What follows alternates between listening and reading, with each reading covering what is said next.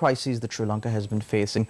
The health crisis, of course, is one of the worst because that deals with the lives of all citizens of Sri Lanka, and we've suffered so much at the hands of this health crisis, and the suffering is not yet over. In fact, it's just beginning. What aggravates this health crisis even more is the massive brain drain that's taking place in Sri Lanka. Now, to discuss these matters and much more, we've got with us a General Committee member from the Government Medical Officers Association, or the GMOA, Dr Vikram Singh. A very good evening, Doctor, and welcome to the show. Good evening. Doctor, first things first, there's a massive brain drain happening in the country. The health sector is in crisis. This is not the first time that we've discussed this topic on this show, specifically addressing the shortage of doctors because, like the saying goes, you know, to solve any issue, you must first identify it. And when it comes to health issues, the identification is done by the doctors, of course. And if we don't have enough doctors to cater to the general population of the country, that puts us in a real fix. So, in a bid to address the brain drain and then the shortage of doctors in the country, the government has gone back to this controversial decision, given the history of this decision and what it has, resulted the country or brought about to the country. The opening of private medical campuses, universities. Now, initially, a little bit of history onto this, Doctor, before we get into the subject. Initially, under the government of Mahinda Rajapaksa, I believe, Saitam, one private medical institution, was given the go-ahead. They did open up, they enrolled students. However, under the government of good governance, there were massive protests, especially by the student community, and I believe GMOA was also a part of these protests against these private medical universities. And the same party that initially supported this decision and approved this decision then got onto the streets along with these protesters and protested against this decision. And the private medical campuses in Sri Lanka were withdrawn. Now we do not have any more of them. Now they have approved another proposal, of course, in Parliament to establish private medical campuses. What is the GMOA's stance on this matter? First of all, thank you very much for inviting GMOA for this valuable discussion. Talking about these private medical universities, if you take the history and if you think about what has happened, as you mentioned earlier, the establishment of private medical university in Sri Lanka cannot be done in days. It needs a long process. It need a feasibility study and what to do, what not to, how we are going to maintain this, what is the teaching hospital we are going to So wasn't any of this done during the establishment of the previous private medical university? So that is why it got failed. None of this was done? None of this was done. Okay, all right. It was money-oriented program that they started. So that's why it was failed. There was huge protest throughout the Sri Lanka, and everyone, almost everyone got together. No one was in other field. So that was the scene earlier. So again, this has come to the stage, and what we see now is, as you have mentioned, that there's a huge brain drain at the moment. And we are losing doctors to the other countries. Especially, we are losing consultants as well as the medical officers. So if you think about the medical education of our country, it depends upon the teaching hospitals, the trainers, and the medical colleges. So if we are losing the trainers to the other countries, at the moment we are lack of trainers in our country for our state medical universities. So at such situation, if we are thinking about starting a private medical university, do you think that our government state medical education system, will it sustain?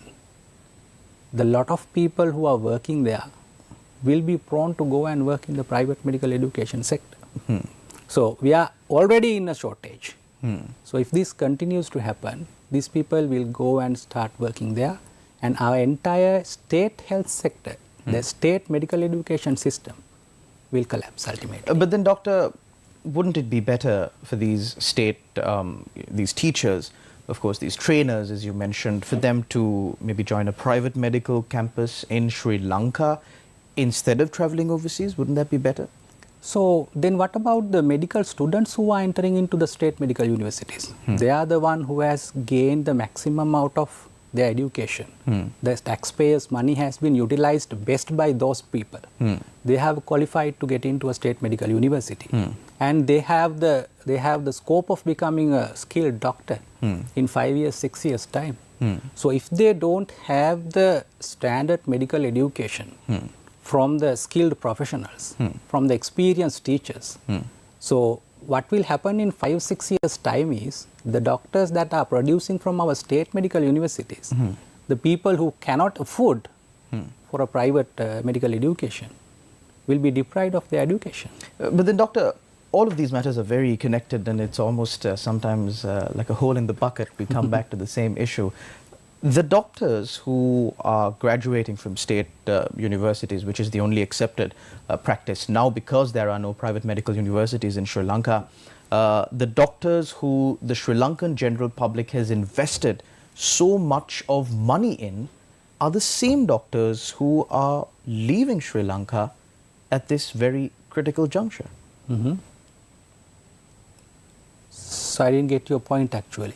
So these same doctors that you say are needed in this country, that we need to strengthen the state education system. So these same doctors, no matter how strong the state education system is, they are the same doctors who are leaving this country right now. Let me clarify this problem, that despite having a 30 years long war in Sri Lanka, we could retain the doctors in our country, not within the country even, we could retain them within the government sector without any problem. So we were providing the same care available in Colombo in the periphery settings also. So that is because the doctors were staying in this country. And what happened was, with the economic crisis and the COVID pandemic, we had a lot of problems having in this health sector. One problem is there was a huge taxation on doctors. Starting from 6% up to 36%, doctors were taxed. On top of that, the cost of living went up hugely. If you think about only the transport, petrol went about, when it is double now. It was 170, now 361. So the total cost of living went up. And the working environment for the doctors is not conducive as earlier. If you think about the drug shortage, quality failure, and whatever it comes to the working situation in the country, so doctors are not in a favorable position. So all these factors contributes for them to leave the country. So that is they are the main reasons why people are leaving the country, and they are working in UK or European countries or maybe in Middle East. But also, doctor, given the crisis that Sri Lanka is in now, there is of course the issue of practicality. Of course, it's great if doctors can be given more incentives, if doctors can be given more facilities. It's amazing. But however, the situation that we find ourselves in now, by the intentional doing of certain individuals or just by simple mistake, requires a certain level of flexibility. I mean, the GMOA has, of course, advocated for the rights of doctors, for the remuneration of doctors, and so on and so forth. But what really is the practical solution here, doctor? Actually, GMOA is not only complained about this problem. We have given a very comprehensive set of proposals to the government. These are practical proposals.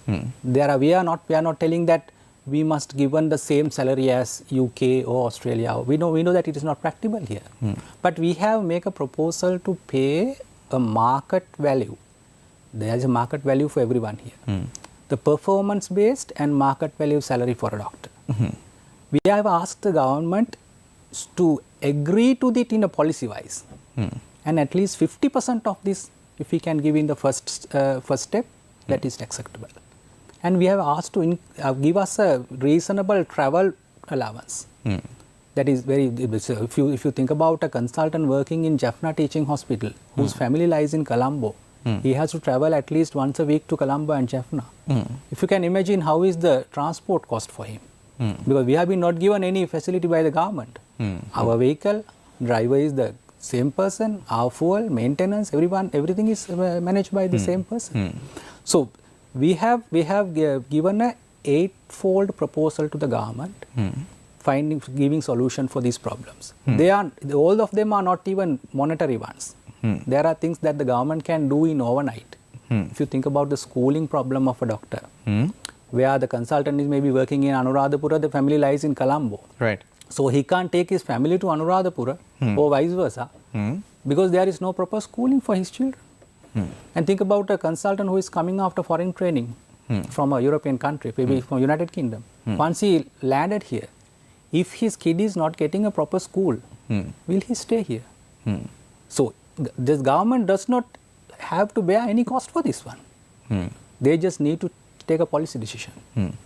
But Doctor, all those issues that you mentioned, of course, the transport cost, the traveling cost, everything is very true, of course.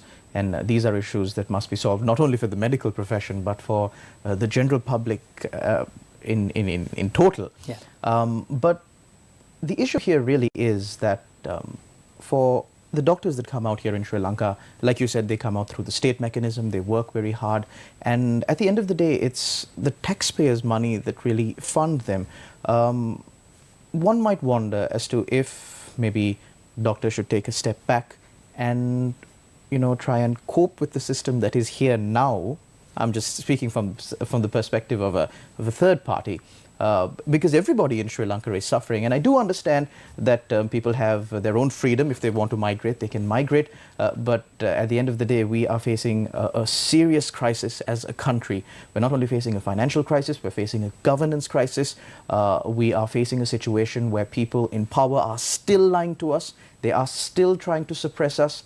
So wouldn't it be better for maybe doctors or other professions as well to band together and maybe try to change the situation instead of demanding for financial remunerations? Let me clarify you one thing. If we are talking about the taxpayers' money, the professionals are the people who have utilized the taxpayers' money up to maximum level. Because taxpayers' money has been given to everyone, but that has been utilized best by the professionals. Who has it been worst utilized by, Doctor? You have to decide on that. You know that you told that some people are lying still. So on the other hand, you told that whether we can cope up and come back and step back and so if you think about this tax fight, so GMOA initiated and GMOA established a forum, Professional Trade Union Alliance, that comprised about 40 trade unions, and we have been fighting for this tax issue since January. Before this is implemented, actually last year. So what the government told was that we are in a commitment with the IMF and our first review will be on September. And once that review goes on, we may be able to give a concession for you. Okay. We can come with amendments. Okay. So as a responsible trade union and a responsible alliance, we gave that space to the government. So from January up to September, for 9 months, we paid taxes, starting from 6 to 36%. So now the IMF delegation is here. So the government gave us assurance that they will be reviewing and amending our taxes. So it is the government's responsibility now. Because the professional has been staying here for 9 months, paying these taxes. So we have actually coped up. We have actually kept our promises. So it is now government's time to give the assurance to us. Doctor, also you spoke about doctors traveling overseas for better opportunities, so on and so forth. Now, one of the main issues that you mentioned here in Sri Lanka for professionals and doctors in general to stay back in Sri Lanka is the tax structure. But in the United Kingdom or many of these countries that these professionals are traveling to, the taxes are much, much higher. The cost of living is much, much higher.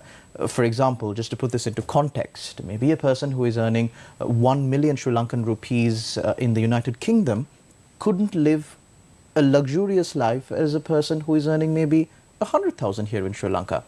We need to put that into context. So what do you have to say about that? Yeah, that is the reason why people are migrating to European countries or Middle East is not only the money that I have to mention.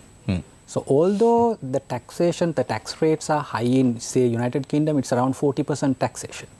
So although they have been taxed 40%, people are gaining things because their quality of life is much better.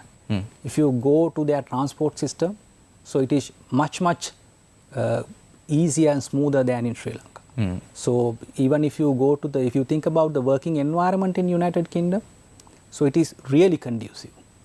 And if you think about the career pathway that is available for a profession in UK, that is very favorable for them. And if you think about, if you told about the money that they earn and the amount they pay.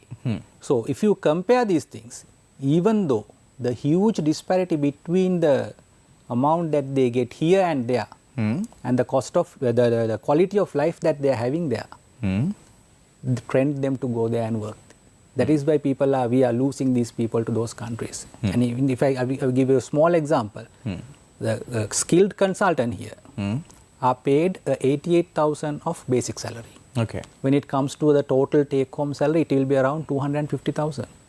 The same consultant, if you go and work in Europe, they will earn 3 million easily. So, do you think that is there any reason for them to stay here rather than when there are a lot of opportunities? Doctor, I'm asking you this question just before we cross over to a short commercial break, just because I don't know the specifics here. In Sri Lanka, government doctors are allowed to run their own private practices. Is it the same in the United Kingdom with the NHS? Yes. So, even though you think about the private practice, the people who are doing private practice are wasting their leisure, wasting their time that could be spent with their family, and wasting they are just doing it because they can't survive without that. Exactly. So, I understand. if you think about the general doctors who are working, the general medical officers, there are only 30% who are doing private practice, less than 30%. So, even in UK, if you forget about the private practice, say that you are doing private practice in Sri Lanka, but not doing private practice in UK, still there is a huge disparity. We'll cross over to a short commercial break. Quite an interesting conversation. We'll be back in a few. Don't go anywhere. You're watching Newsline live.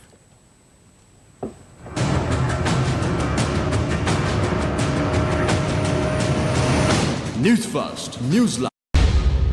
CID takes over investigation into the shooting that targeted MP Uddika Premaratne's car. 6 people arrested for assault on MP Selvarasa Gajendran. Amended anti-terror bill to Parliament this week, says SLPP MP Milan Jayatilaka. Several more services declared as essential. Trade unions ready for massive protest opposite hospitals on Friday. China's Xi Yan 6 heading to Sri Lanka, pending clearance. 78th session of the United Nations General Assembly opens in New York.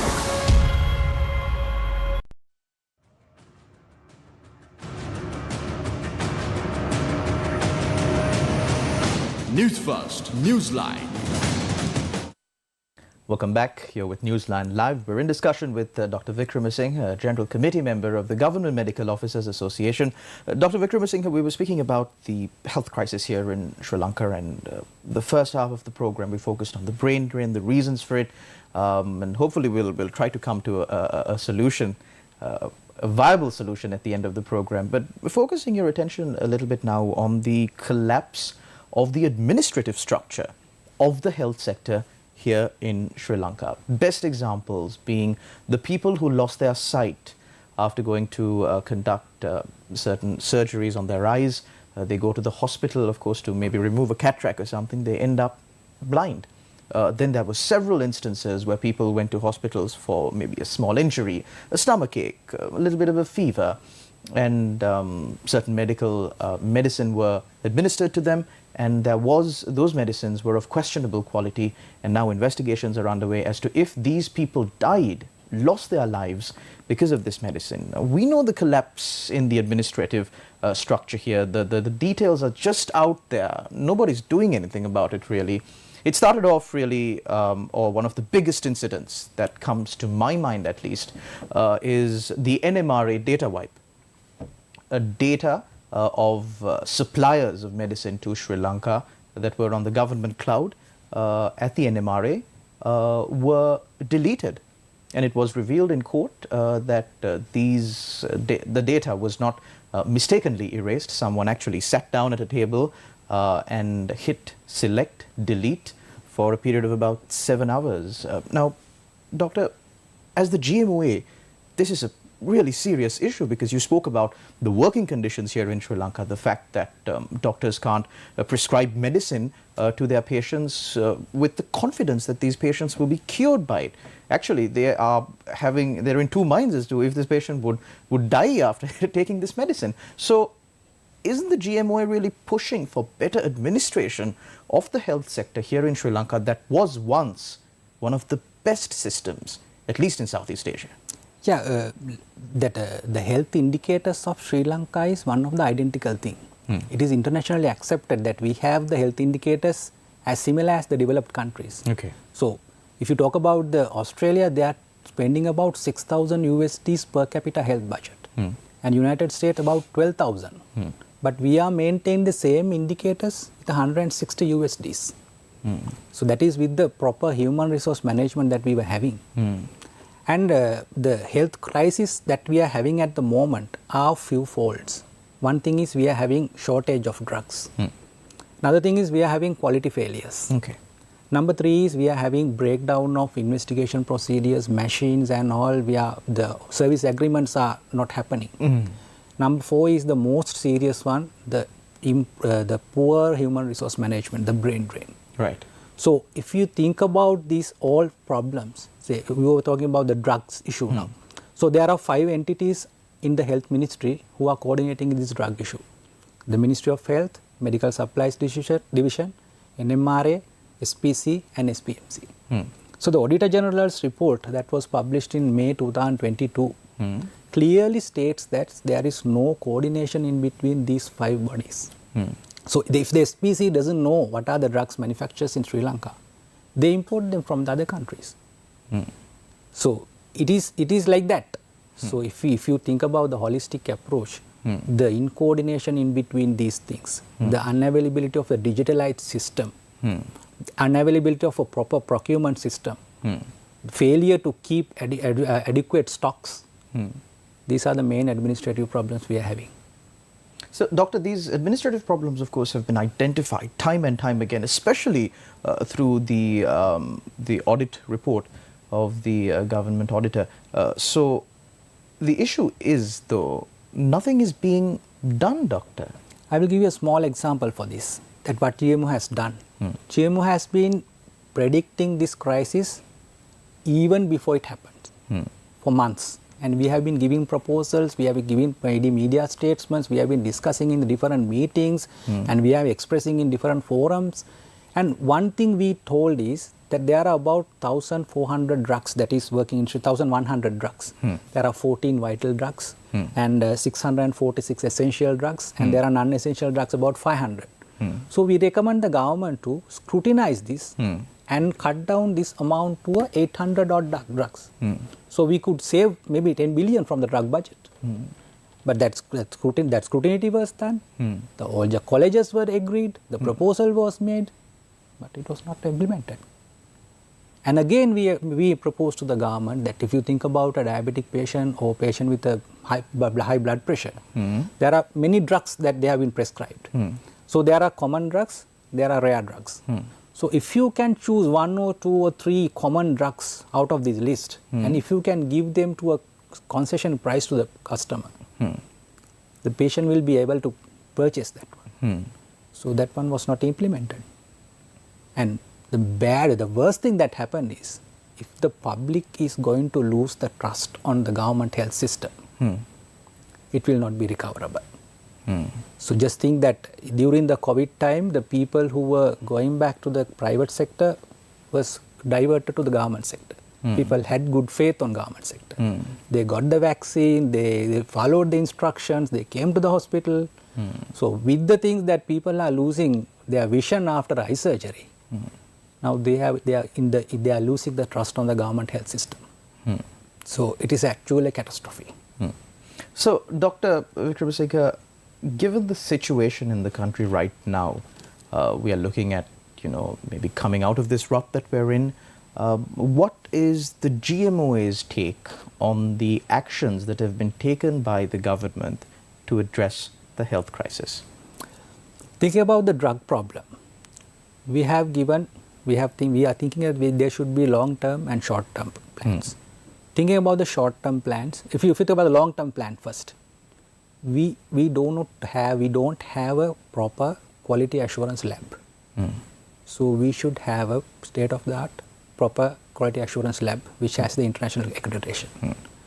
But it takes years. So as a short-term measure, We have a lot of laboratories in the university system. We have a lot of laboratories in the private sector.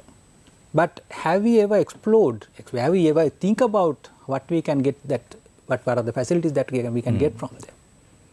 So these are two aspects that we have to think about the quality of the drugs. No, but my question to you, Dr. Vikram Singh, is the GMOA satisfied with how the government is, or the Ministry of Health, call it what you will, the authorities that be, is handling this situation and is addressing it? Are you satisfied with how this situation is being addressed? Not at all. Not at all. We are not satisfied. That is why we are pressurizing the government daily. If you see the media conference and what is publishing in your media also, daily news and all those, we are giving press releases daily. We are pressurizing them. We are, at the moment we are planning, we have no option other than going into some trade union measures in the future. Because if this trend of losing doctors to the other country continues, what will happen is the peripheral system will shut down eventually. The central may function for a short period of time, but the peripheries will shut down.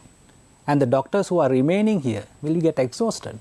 And there will be a herd effect on them too. The people who doesn't want to migrate, they will also have a herd effect to migrate.